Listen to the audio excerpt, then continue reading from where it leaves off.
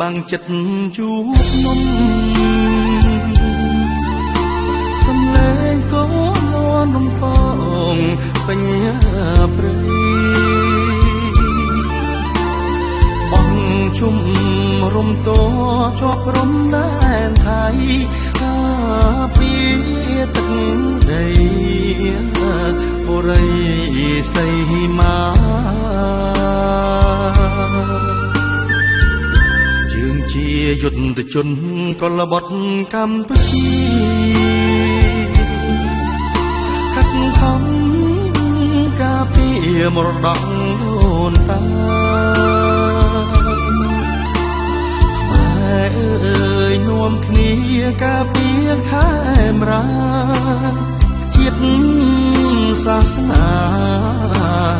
ព្រះមហាក្សត្រប្រាសាទព្រះវិហារអំណាចមហិទ្ធិឫទ្ធិ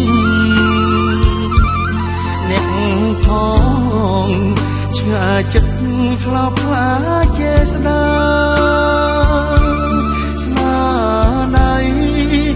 រៀងបុរងអង្អាចខ្លាំងក្លាគ្មានជាតិសាសនាមកបំបែកបាន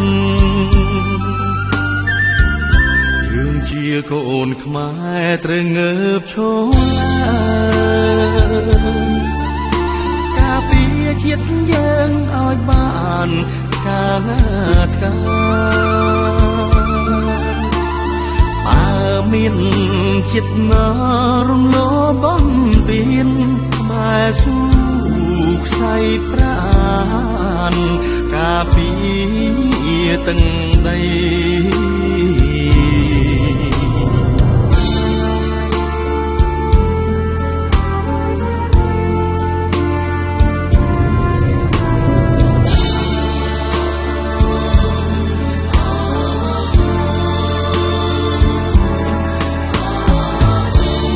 ព្រះវិហារអំណាចមហិទ្ធិឫទ្ធិអ្នកផងឆ្ងាយចិត្តខ្លោបខ្លាចេស្តាស្នាដៃរៀងបុរងអង្អាចខ្លាំងក្លាគ្មានជាតិសាសនាមកបំបែកបានជាកូនខ្មែរត្រូវងើបឈរការពារជាតិយើងឲ្យបានការ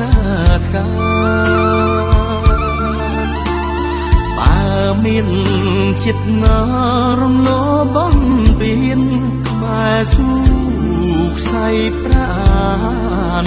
ការពារទាំងដី